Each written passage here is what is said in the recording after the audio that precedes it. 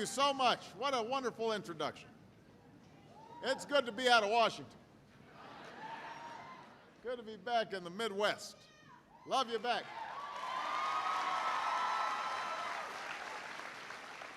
Let me first of all ask everybody to give a huge round of applause to Linda for the great introduction and everything that she's been doing in the community.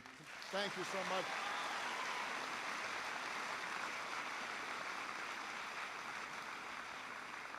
I've got a few other friends who are here. You may know them. I want to make sure that I acknowledge them. One of, I think, the finest members of Congress that we have, and somebody who's just been a great friend of mine. She is somebody you want in the foxhole with you when you got a tough fight. Please give a huge round of applause to Claire McCaskill. Hey.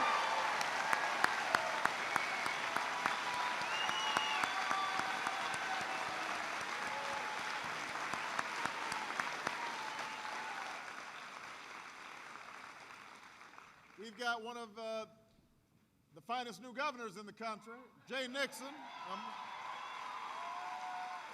Where'd Jay go? There he is.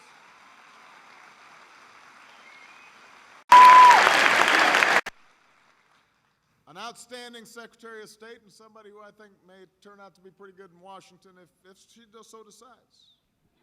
Robin Carnahan.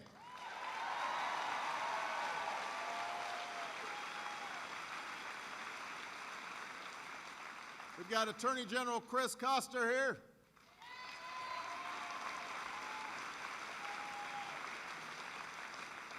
State Treasurer Clint Zweifel.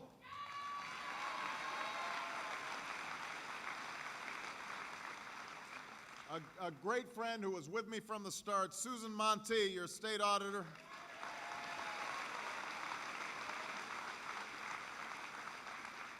We have our outstanding host today, Mayor Ron Counts of Arnold.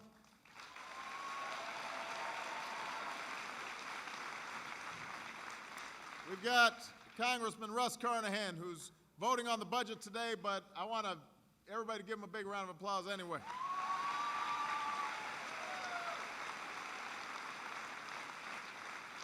I want to thank everybody here at Fox High School for their hospitality.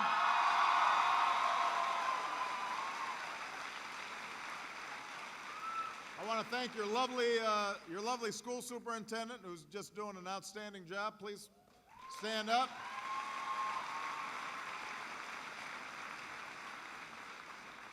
I want to thank the Warriors for the basketball jersey.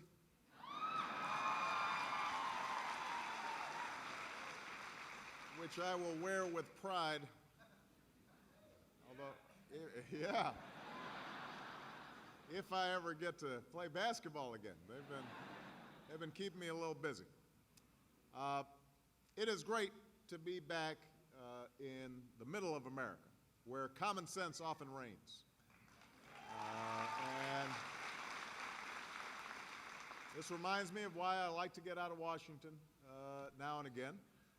The last time I was in Missouri was just under 6 months ago at a high school a lot like this one. We were in Springfield. It was 2 days before the election, and I was making my final case to the American people. And it was just an unbelievable crowd, bigger than anything anybody had expected. And so we're here in Missouri we were here in Missouri at the end of a long journey to the White House, and so now I want to come back and speak to you at the beginning of another long journey. Today marks 100 days since I took the oath of office to be your president. 100 days.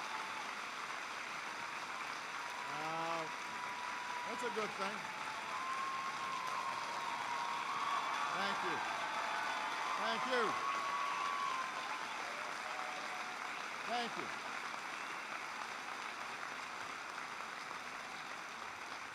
Now, back in November, some folks were surprised that we showed up in Springfield at the end of our campaign. But then again, some folks were surprised that we even started our campaign in the first place. They didn't give us much of a chance. They didn't think we could do things differently.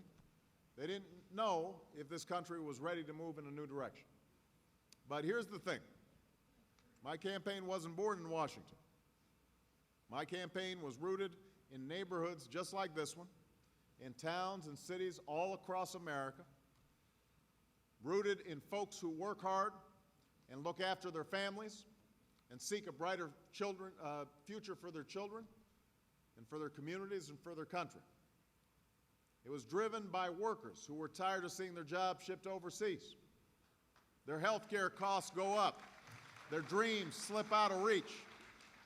It was grounded in a sense of unity and common purpose with every single American, whether they voted for me on Election Day or voted for somebody else. It was energized by every citizen who believed that the size of our challenges had outgrown the smallness of our politics. My campaign was possible because the American people wanted change. I ran for president because I wanted to carry those voices, your voices, with me to Washington. And so I just want everybody to understand, you're who I'm working for every single day in the White House. I've heard your stories. I know you sent me to Washington because you believed in the promise of a better day, and I don't want to let you down. You believed that after an era of selfishness and greed, that we could reclaim a sense of responsibility on Wall Street and in Washington, as well as on Main Street. You believed that instead of huge inequalities and an economy that's built on a bubble, we could restore a sense of fairness to our economy and build a new foundation for lasting growth and prosperity. You believed that at a time of war, we could stand strong against our enemies and stand firmly for our ideals and show a new face of American leadership to the world. That's the change you believed in. That's the trust you placed in me. It's something I will never forget, the fact that you made this possible. So today, on my 100th day in office, I've come back to report to you, the American people, that we have begun to pick ourselves up and dust ourselves off, and we've begun the work of remaking America. We're working to remake America. Now, we've got a lot of work to do, because on our first day in office, we found challenges of unprecedented size and scope. Our economy was in the midst of the most serious downturn since the Great Depression.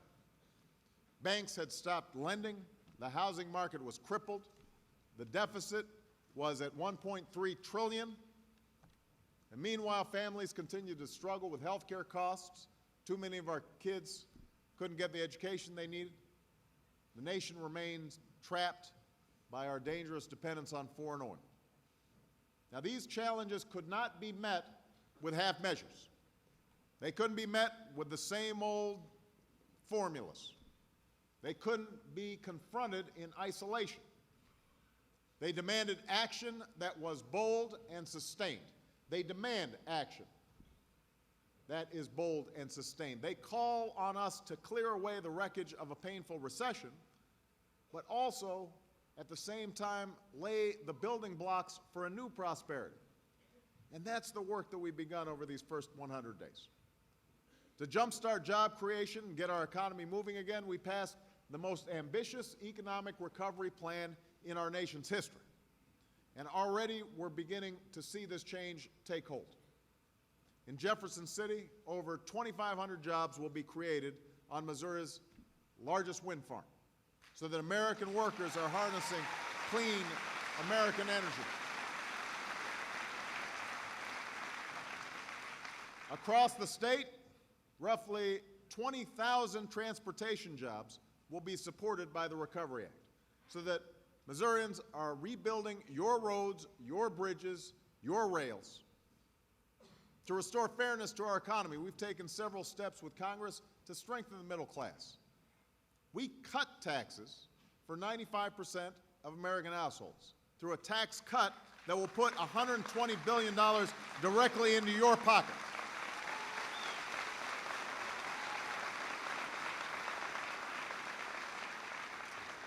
We finally signed a law long overdue that will protect equal pay for equal work for American women.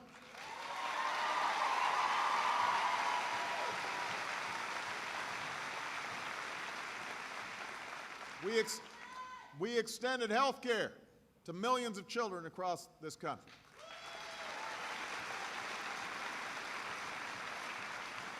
We launched a housing plan that's already contributed to a spike in the number of homeowners who are refinancing their mortgages, which is the equivalent of another tax cut for them. And if you haven't refinanced, you might want to take a look and see if it's possible, because that can save people a lot of money. We've taken steps to unfreeze the market for auto loans and student loans and small business loans. And we're acting with the full force of the federal government to ensure that our banks have the capital and the confidence to lend money to the families and business owners who keep this economy running. Now, even as we cleared away the wreckage, I've also said that we can't go back to an economy that's built on a pile of sand, on inflated home prices and maxed out credit cards, on over-leveraged banks and outdated regulations that allow the recklessness of just a few people to threaten the prosperity of all of us. So that's why I introduced a budget and other measures that build on the Recovery Act to lay a new foundation for growth, a foundation that's built on 5 pillars that will strengthen our economy and help us compete in the 21st century. Number 1, new investments in education that will equip our workers with the right skills and training. Number 2, new investments in renewable energy that will create millions of jobs in new industries. Number 3, new investments in health care that will cut costs for families and businesses. Number 4, new savings that will bring down our deficit. And number 5, new rules for Wall Street that reward drive and innovation. Now,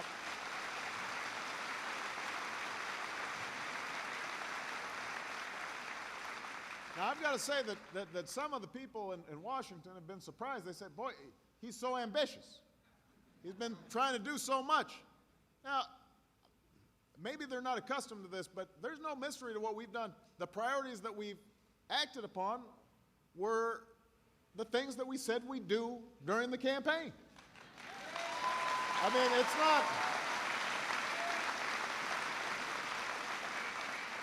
it's not like anybody should be surprised.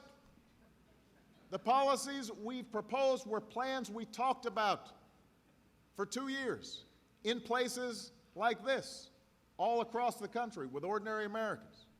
The changes that we've made are the changes we promised. That's what you should expect from a president. You may not always agree with me, but if you take a look at what I said I was going to do when I was running for office, and you now look at what we're in the middle of doing, we're doing what we said we'd do. So,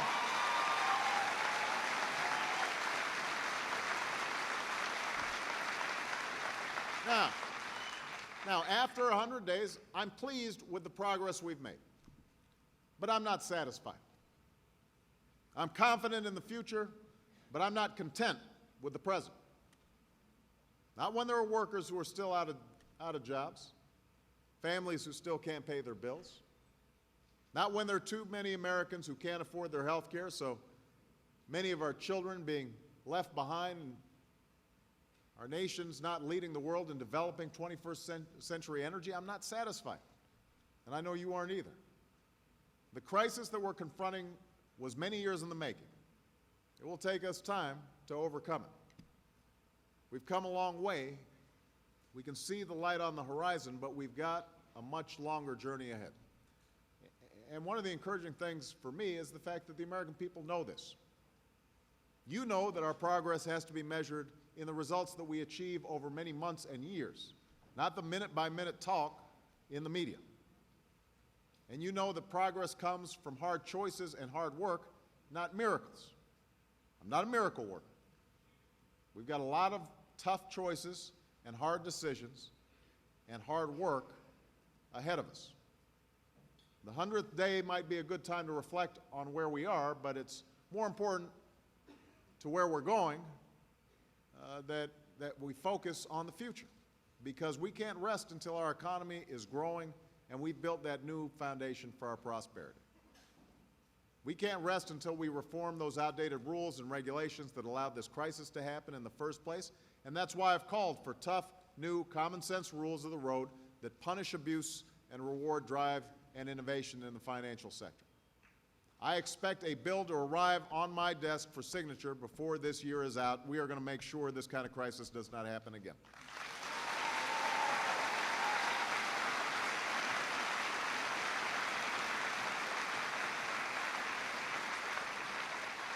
We can't rest until we have schools that prepare our children for the challenges of the 21st century.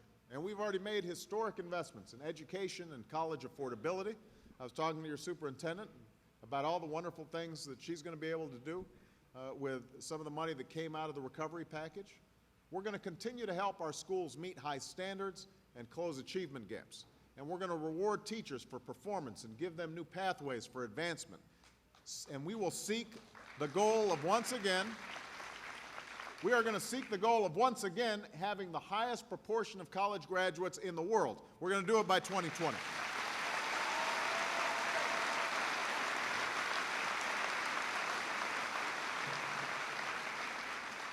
We can't rest until we harness the renewable energy that can create millions of new jobs and new industries.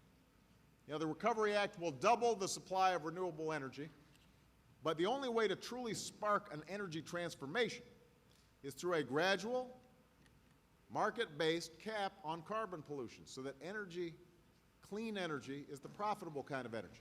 And we can do this in a way that creates jobs.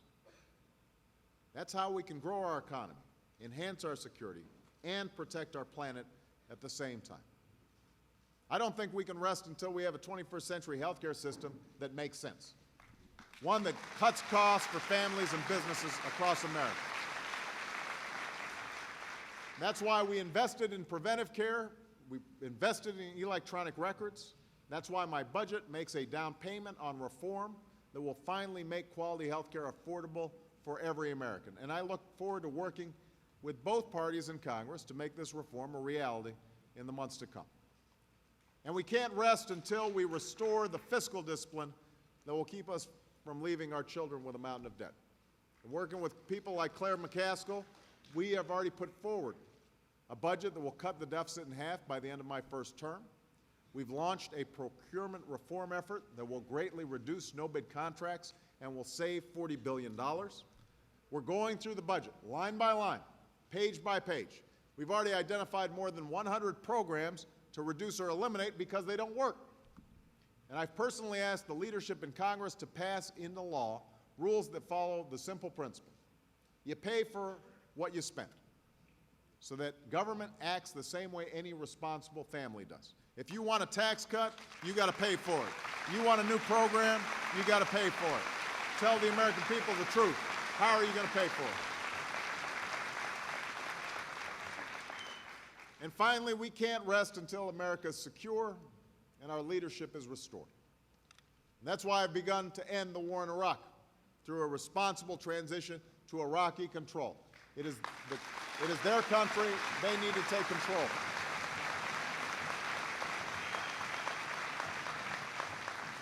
That's why we have a new strategy to disrupt and dismantle and defeat al-Qaeda in Afghanistan and Pakistan. That's why we've renewed our diplomacy to reduce the spread of nuclear weapons, to speak directly to our adversaries, and strengthen relations in the hemisphere. And that's why we have rejected the false choice between our security and our ideals. That's why I ordered the closing of the detention center at Guantanamo. That's why I prohibited the use of torture.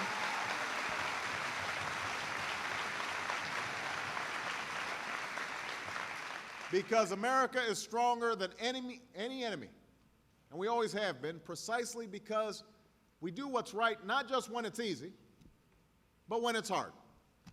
That's what sets us apart. And we're living through extraordinary times. We didn't ask for all the challenges that we face, but we're determined to answer the call to meet them. That's the spirit I see everywhere I go. That's the spirit we need to sustain. Because the answer to our problems will ultimately be found in the character of the American people. We need soldiers and diplomats, scientists, teachers, workers, entrepreneurs, We need your service. We need your active citizenship. That's why I recently signed a bill that will create hundreds of thousands of opportunities for the American people to serve. That's why I will continue to ask for your help and your ideas and your support to make the changes that we need. I want to warn you, there will be setbacks. It will take time. But I promise you, I will always tell you the truth about the challenges that we face and the steps that we are taking to meet them. I will continue to measure my progress by the progress that you see in your own lives. And I believe that years from now, we are going to be able to look back at this time as the moment when the American people once again came together to reclaim their future. That's what this is about. So, thank you, everybody. Thank you. Thank you. All right.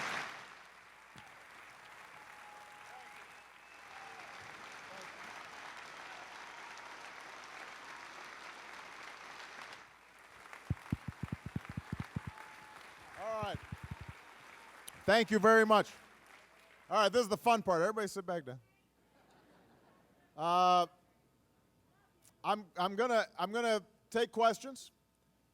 There are no rules. Nobody's been pre-screened.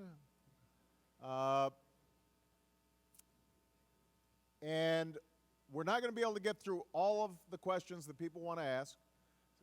So if you can raise your hand, I will try to call on you. We're going to go girl, boy, so nobody thinks I'm biased.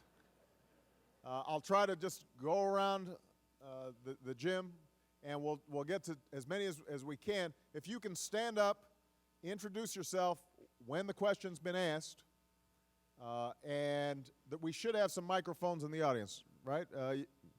Where are our microphone people? Raise up your mics. Okay, so we've got a few here. So wait for the microphone so everybody can hear your question. All right, this gentleman right here. Right there. Yep, you. I guess we're going boy, girl.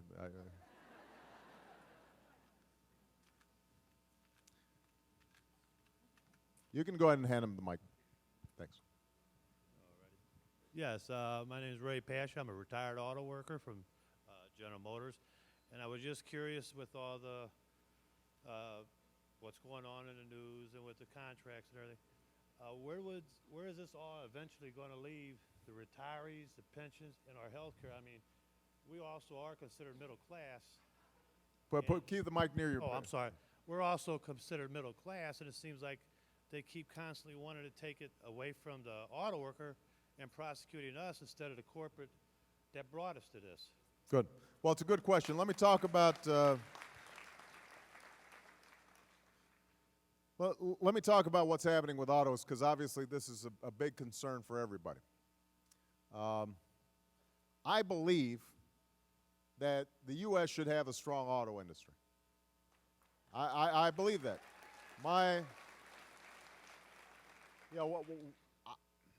One of the transitions I want to make, I want us to get back to making things, not just shuffling paper around.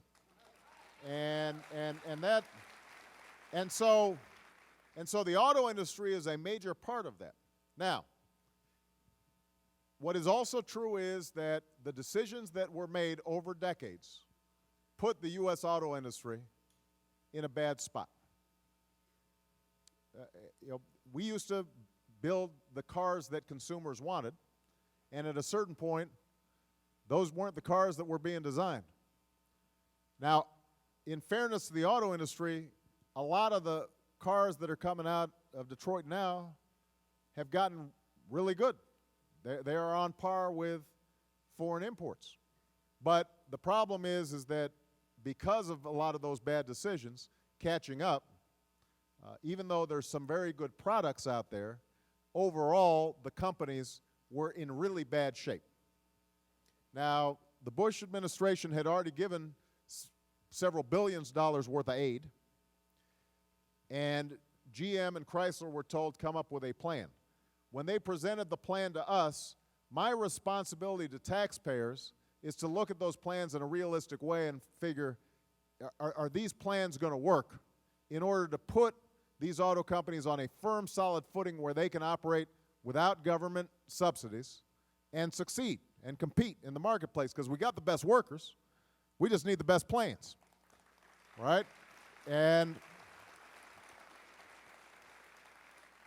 unfortunately, the plan that they presented just weren't realistic. I mean, we did a pretty thoroughgoing analysis of this thing, and you couldn't, what they were doing wasn't painting a picture of how they could be viable over the long term without being wards of the state. And frankly, there's no way that we were going to get taxpayers to just every few months just give a few more $1 billion, because there are a lot of other industries that would love to have those kinds of subsidies. So we are now at the point where Chrysler is supposed to report back to us in the next day or two about their plans for a potential merger with Fiat. And the Fiat management has actually done a good job transforming their industry. We're hoping that you can get a merger where the taxpayers will put in some money to sweeten the deal, but ultimately the goal is we get out of the business of building cars and Chrysler goes and starts creating the cars that consumers want. And one of the potential advantages of a merger is new technologies where Chrysler starts making fuel-efficient, clean energy cars that'll meet the needs of the future market. We don't know yet whether the deal is going to get done. I will tell you that the workers at Chrysler have made enormous sacrifices to try to keep the company going. One of the key questions now is, are the bondholders, the lenders, the money people, are they willing to make sacrifices as well? We don't know yet. And so there's still a series of negotiations that are taking place. I can tell you that no matter what happens, we want to provide certain protections to retirees for their health care and their pensions. That will also be expensive for taxpayers. But my attitude is we got here not because our workers didn't do a great job trying to build a great product. It was because management decisions betrayed workers. There are going to be some long-term adjustments that have to be made, though, both for Chrysler and GM. GM, by the way, has 30 more days because their restructuring is more thoroughgoing than what was required with Chrysler.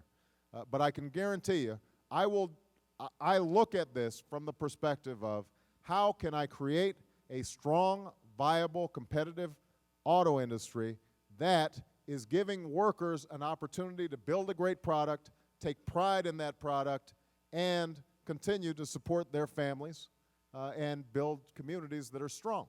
That's my entire orientation. And how do I do that in a way that doesn't waste taxpayer money? Because as I said, people in other industries would love help as well. And I've got to be fair to people who aren't in the auto industry. If we're going to do it, it's got to be because we think that we've got a long-term plan that actually makes sense. I think we can get there, but we've still got a little more work to do. All right. Young lady up there in the pink. Right there. There we go.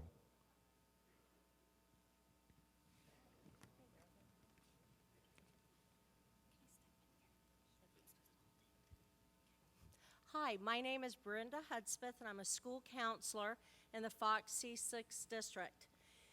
President Obama, what do you feel is the biggest challenge facing our educational system today, and how do you plan on meeting those challenges? Okay, excellent question. I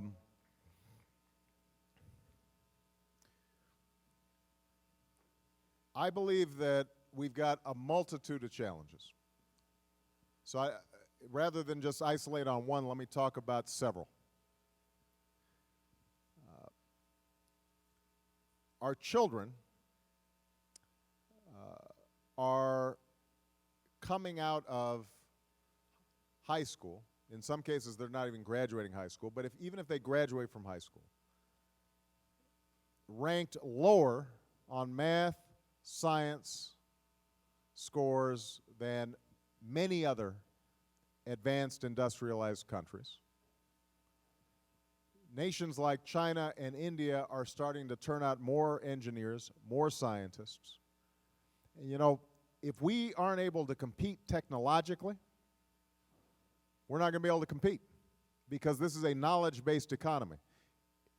I mean, we can have some people who are really willing to work hard, but if the technology is coming from overseas and all we're competing for is just our labor, then over time, those countries will get richer, our countries will get poor.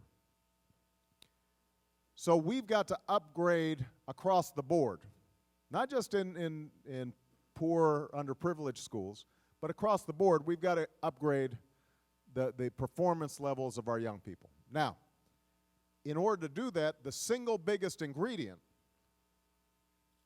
is the quality of our teachers. Single most important factor. Single most important factor in the classroom is the quality of the person standing at the front of the classroom.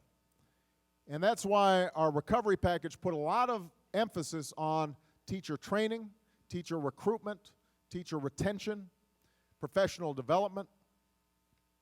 And I've got a terrific young Secretary of Education, Arnie Duncan, who is,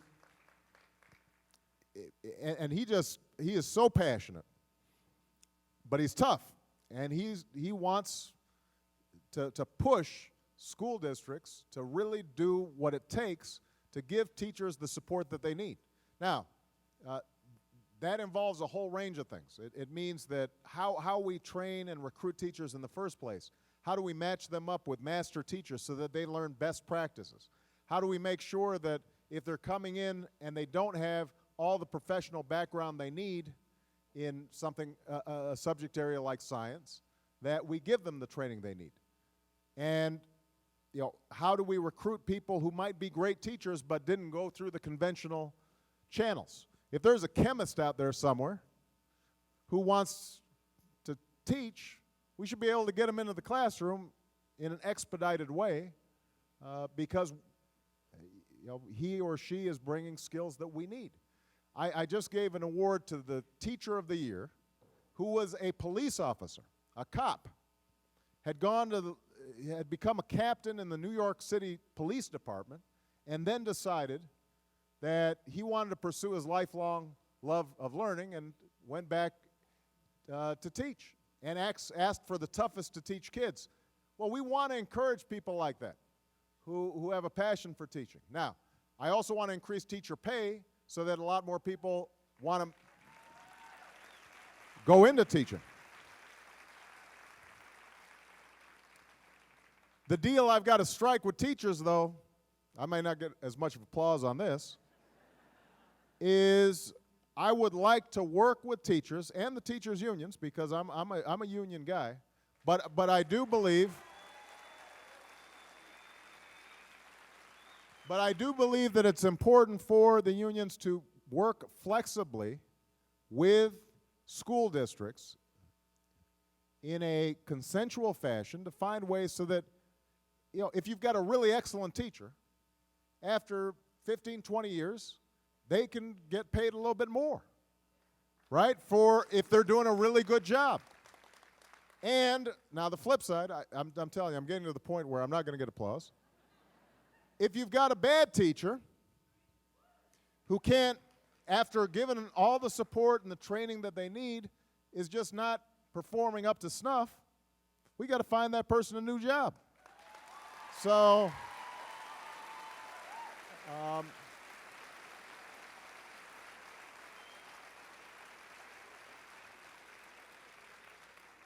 just a couple more comments on education generally. A lot of schools still aren't using technology as well as they could in the classroom. And one of the things we're trying to do with the Recovery Act is to help schools, you know, get broadband, get computers, but then also train people to use it properly. I think we can do more with technology.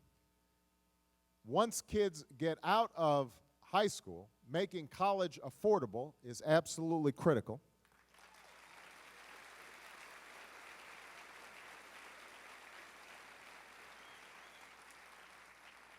we have to redesign the college experience so that not everybody's going to go to school for 4 years right in a row when they're 18.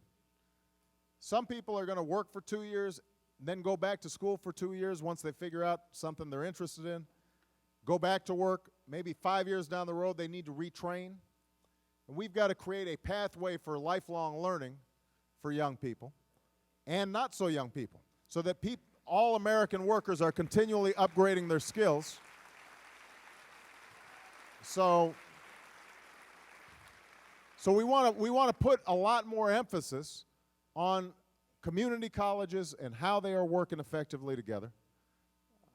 Let me make a last point, because I don't want to. I could talk about this stuff forever. One last point, which I always have to remind people of. I said that the biggest ingredient in school performance is the teacher. That's the biggest ingredient within a school. But the single biggest ingredient is the parent. And so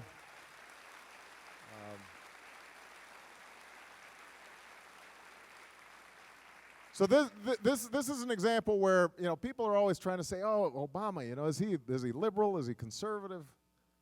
Well, I want government to do what it should do. But there's some things government can't do. That's where I'm conservative. Government can't force parents to turn off the TV set and tell your kid to sit down and do their homework. I can't do that.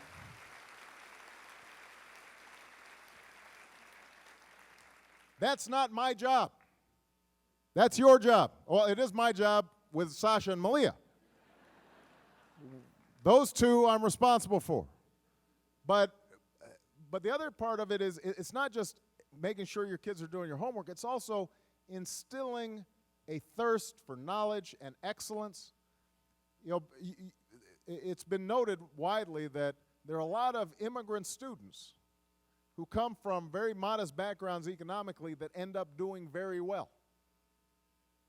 And why is that? Well, the difference is that in their families and in their communities, a lot of times they've got that attitude that used to be prevalent, but sometimes we're losing. Sometimes I worry we're losing, and that is, boy, it is a privilege to learn. It's a privilege to discover new things. It's cool to be smart. We want to reward kids for doing well in school, you know? So, and the community can help the parents. You know, I love basketball. But, you know, the smartest kid in the school, the National Science Award winner, should be getting as much attention as the basketball star. That's a change that we've got to initiate in our community. So, all right. Gentleman in the tie there. Since he wore a tie, that was really nice of him. We appreciate that. Thank you.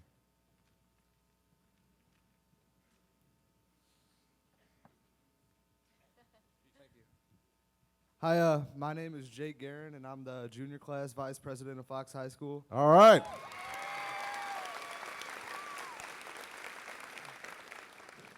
I was just curious to what policies you're going to put into place in order to protect Social Security for the upcoming generations. Well, it's a good question.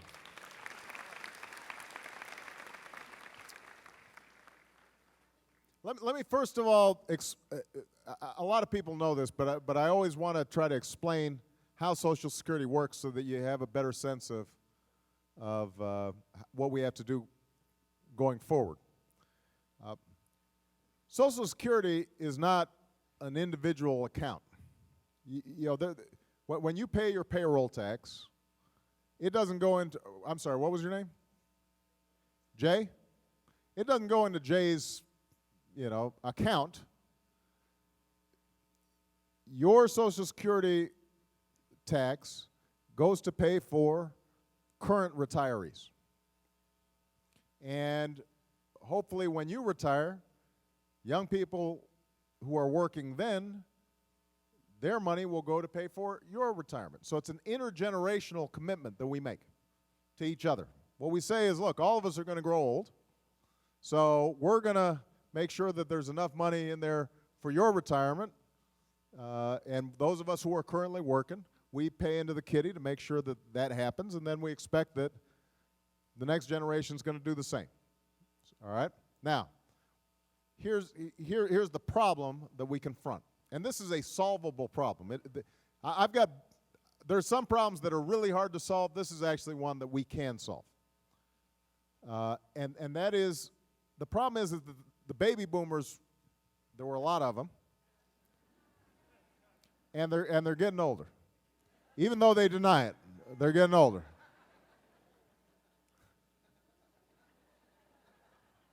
So what's happening is you're getting a big bulge of people who are retiring, and you've got fewer workers supporting more retirees. That means you got more money going out, less money coming in. And so you get a mismatch.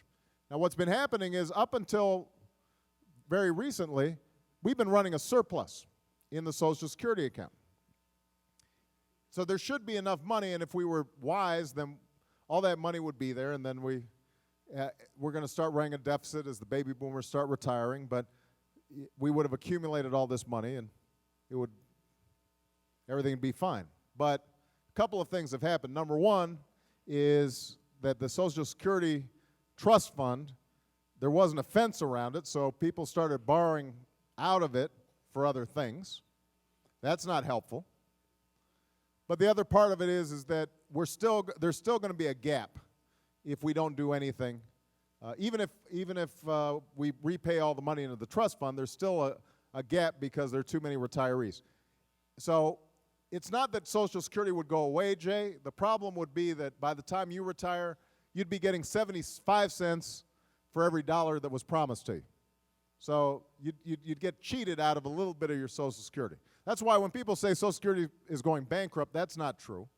The problem's not that it's going bankrupt. The problem is just that your benefit, it would be the equivalent of a benefit cut of about 25% if we don't start making some changes. Now, there are only a handful of ways to make these changes. Number one, you could just keep on trying to borrow $1 trillion or a couple trillion or however much it takes from China, but that's not such a good solution because you'd end up having to pay interest on them, and at some point they're just going to be tired of lending to us because they've got their own senior citizens that they want to take care of. Second option is to gradually raise the retirement age. Now, I don't think this is the best option just because we just talked to an auto worker over here. That's hard work. And if the retirement age is already 67 and now you want to get it up to 68 or 69, if you're working on an assembly line and you've been doing that for 50 years or 40 years, that's some tough stuff. If you're a senator, you can work till, you know.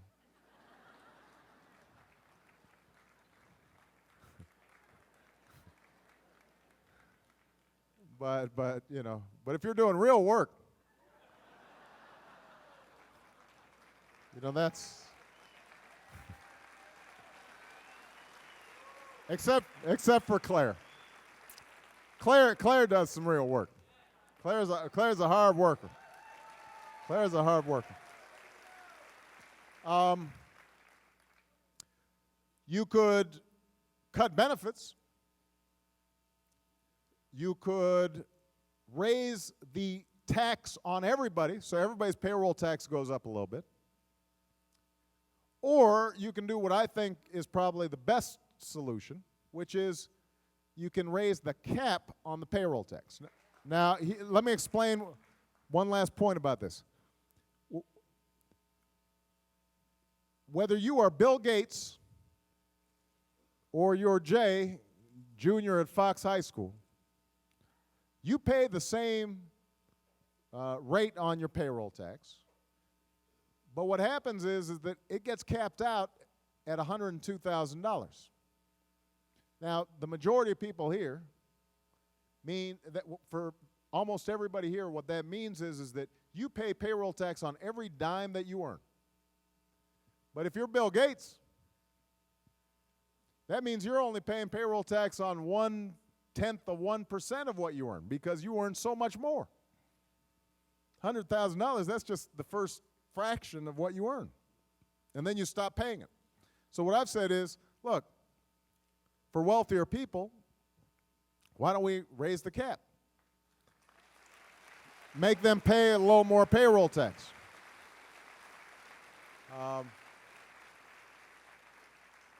Not everybody's wild about this idea, not surprisingly. And so what I would like to do, I had a fiscal responsibility summit where I brought together Republicans, Democrats, experts on all these issues. How do we start dealing with our long-term deficits, our long-term debt?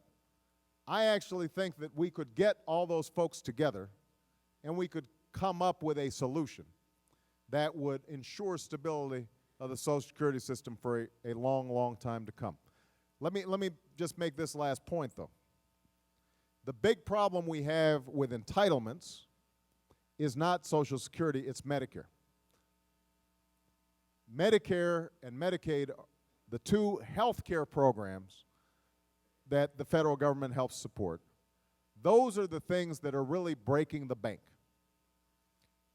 I know you've been hearing all these arguments about, oh, Obama's just spending crazy, look at these huge trillion-dollar deficits, blah, blah, blah.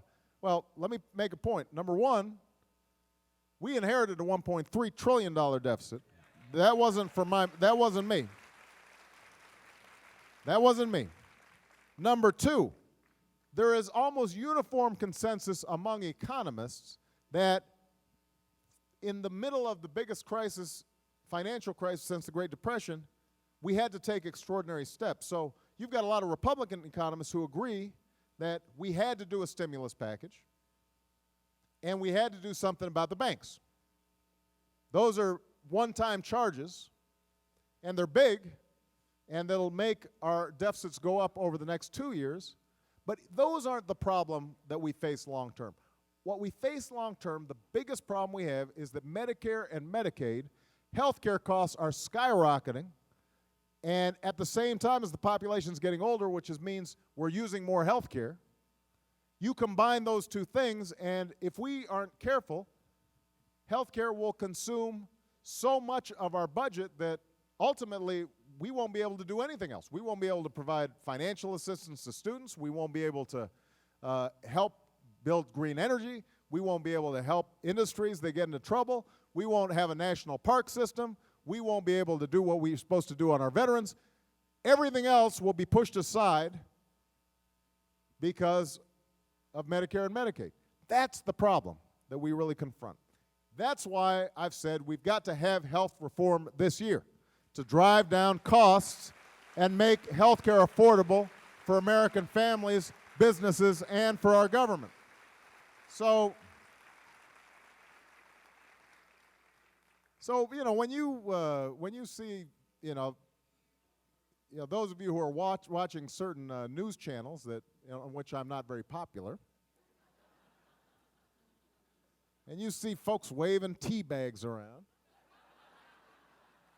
let me just remind them that I am happy to have a serious conversation about how we are going to cut our health care costs down over the long term, how we're going to stabilize Social Security.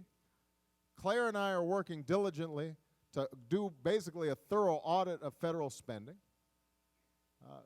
But let's not play games and pretend that the reason is because of the Recovery Act, because that's just a fraction of the overall problem that we've got. We are going to have to tighten our belts, but we're going to have to do it in an intelligent way, and we got to make sure that the people who are helped are working American families, and we're not suddenly saying that the way to do this is to eliminate programs that help ordinary people and give more tax cuts to the wealthy. We tried that formula for 8 years. It did not work, and I don't intend to go back to it. All right.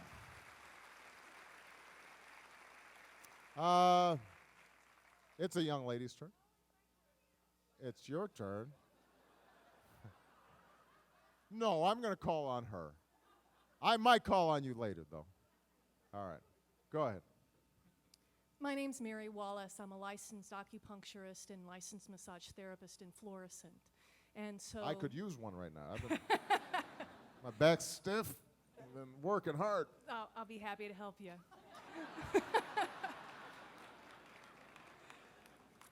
And this kind of fits into what you were just talking about as far as health care.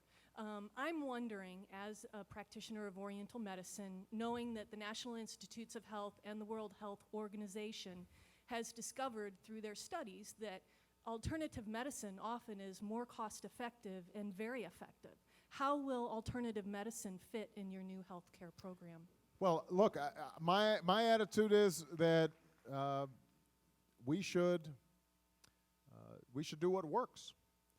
So I think it is pretty well documented through scientific studies that acupuncture, for example, can be very helpful in relieving certain things like migraines and other ailments, or at least as effective as more intrusive interventions. I will let the science guide me. You know, we've just swore in an outstanding new Secretary of Health and Human Services, Kathleen Sebelius, former governor of Kansas. It's good to see that a Jayhawk got applause on this side of the border here. But she's going to do an outstanding job, and my charge to her is, as we're going through healthcare reform, let's find out what works. I think one basic principle that we know is that the more we do on the prevention side, the more we can obtain serious savings down the road. So giving children early checkups, making sure that they get immunized, making sure that they are diagnosed if they've got eyesight problems, making sure that they're taught proper nutrition to avoid a life of obesity. Those are all issues that we have some control over, and if we're making those investments, we will save huge amounts of money in the long term.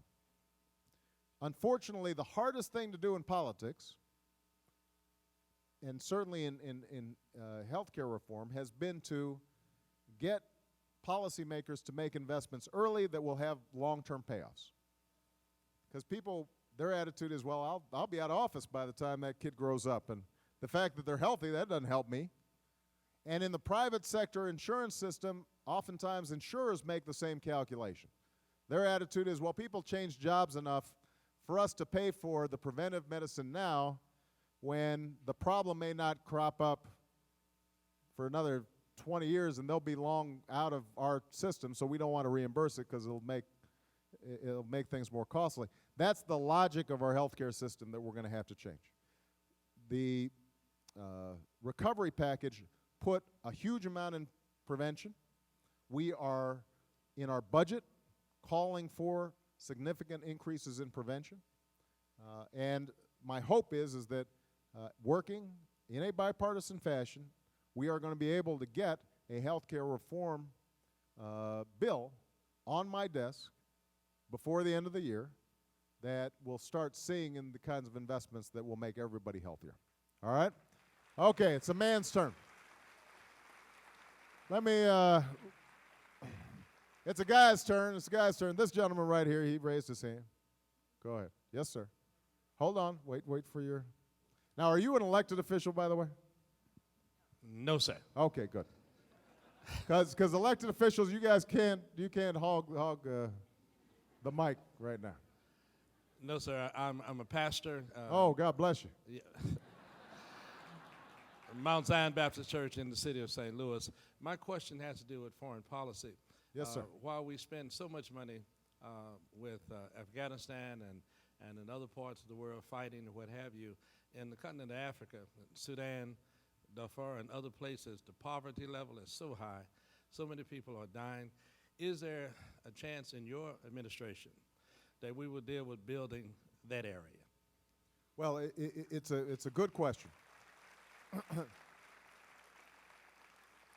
Let me first of all say that whatever arguments we had about Iraq, I think we've been able to build a consensus that it is time for us to bring our troops home and give responsibility over to the Iraqis.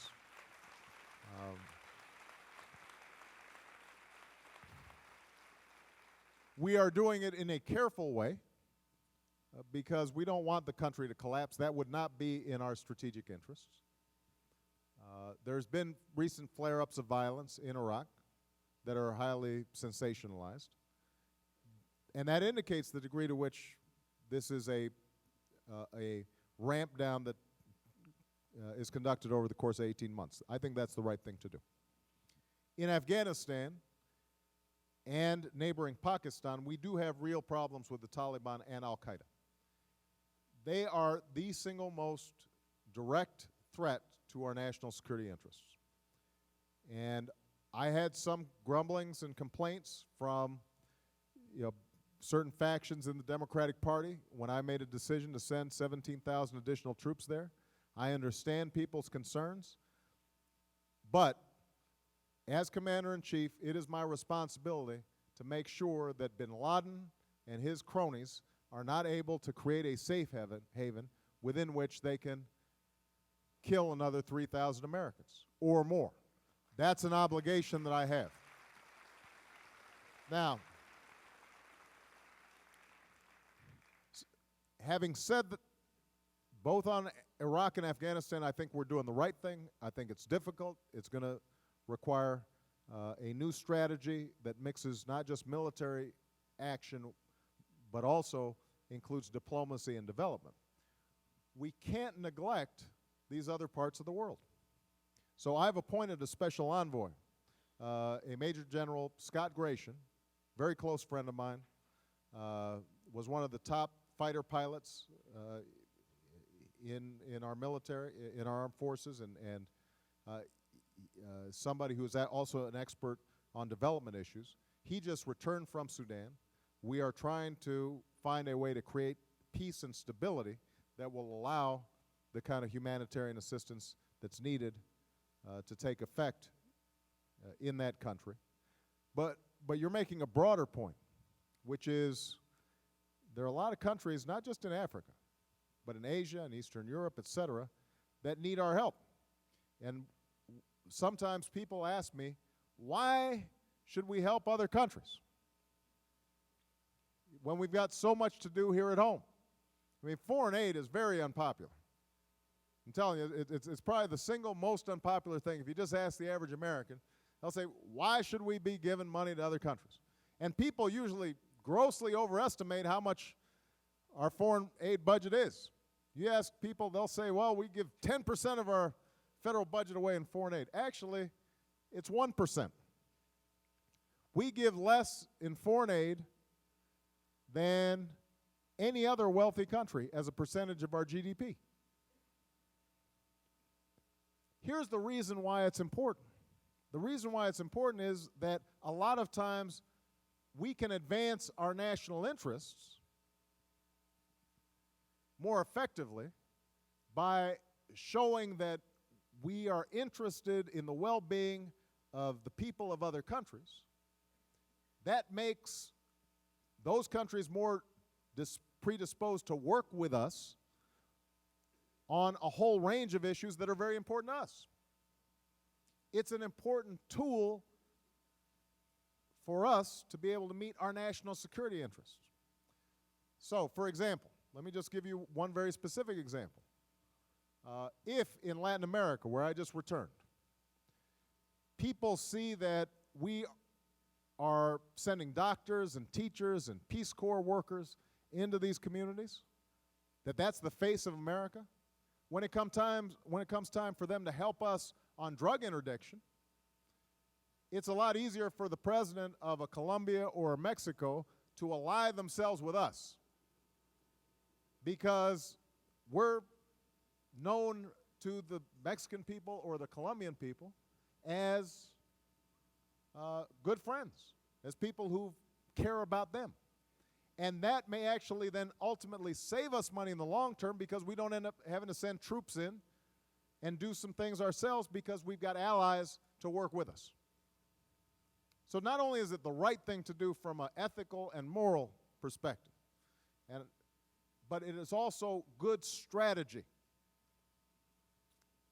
And so I've said to the Congress, even in these difficult times, we need to do some additional work in terms of foreign assistance because it will save money for us and lives, blood and treasure for us in the long term. I mean, right now everybody is concerned about the swine flu, and properly so. This is a potentially serious issue, and we've got to monitor it very carefully. But think about it.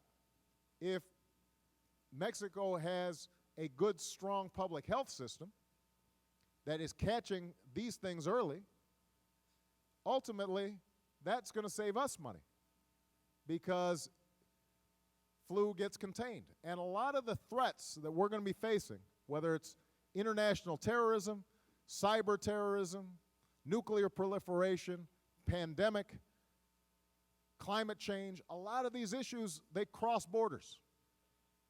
So it's not like we can just draw a moat around America and say, I'm sorry, don't bother us. Keep your problems outside. It just doesn't work that way. People get on planes from Africa and will bring a disease right here to our doorstep because we weren't concerned about whether or not they had a public health system that could catch these diseases early. So this is all part of our interests and not just other people's. All right? Okay.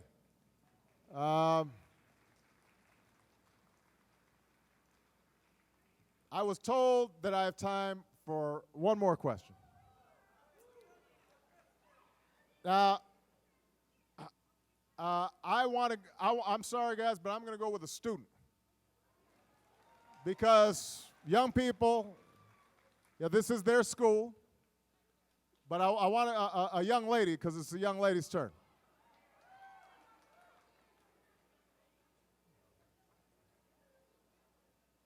This young lady right here, this is the one with the lei on. Here. All right. There you go. She looks ready with a good question.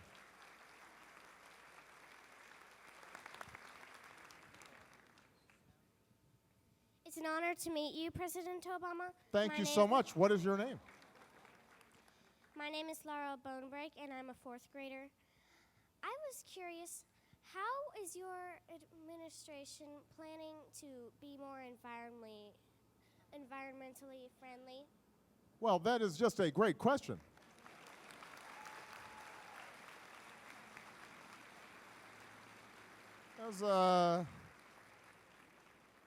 You're a very poised and articulate fourth grader. Yes. Isn't she impressive? Yeah, absolutely.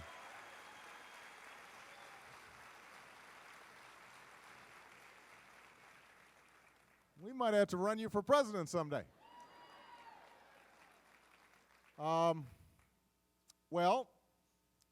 There's some short-term things we can do, and there's some long-term things we can do. On the short-term list, we already, for example, passed a historic public lands bill that creates many more acres of public space that is environmentally protected from logging and from from mining and from other uses. And that, I think, is going to be very important. Now, in some cases, what we do is we balance the need for economic growth, but we do it in a sustainable way. There doesn't have to be a contradiction between jobs and the environment. We just have to be thinking a little smarter. And so, for example, when it comes to forestry, there's nothing wrong with us cutting down some trees for timber, as long as you make sure that it's done in a sequence and is spaced properly so that the forest itself is sustained. You know, sometimes these debates become this all or nothing thing. Either commercial interests can do anything they want, dump stuff in the oceans and tear down all the forests, and that's the only way we can get economic growth. Or alternatively, you know, everybody's hugging trees and you can't cut a tree, and you know, there's a balance that can be struck, and the key principle is sustainability. Are what we are doing will it ensure that you have this incredible treasure we call America when you grow up, for your kids, so you can take them into a park, so sportsmen or fishermen can enjoy it? That's the key.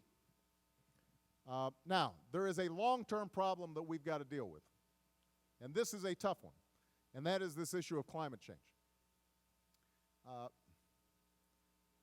I want to tell you the truth here, because this is going to be a debate that we're going to be having over the course of the next year. You know, the average person probably thinks, yeah, climate change, that's kind of a drag, but it's not one of my top priorities. Because you don't really see it or feel it. It doesn't hit your pocketbook. It doesn't have to do with your job directly. And so the tendency is just to kind of push it off. People think, well, this just has to do with polar bears, and I feel bad about polar bears, but, you know, I've got other things to worry about. I don't think people fully appreciate the potential damage, economic damage, as well as environmental damage that could be done if we are not serious in dealing with this problem. If the temperature goes up a couple of degrees, well, it will change weather patterns pretty significantly. It could create droughts in places where we haven't had drought. It could bring insect-borne diseases up into places like Missouri that we haven't seen before. But we can probably manage. If the temperature of the planet goes up 5 degrees, you're now looking at coastlines underwater. You're now looking at huge cataclysmic hurricanes, complete changes in weather patterns. Some places will get hotter, some places will get colder. Our economy would be disrupted by tens of trillions of dollars. So this is no joke.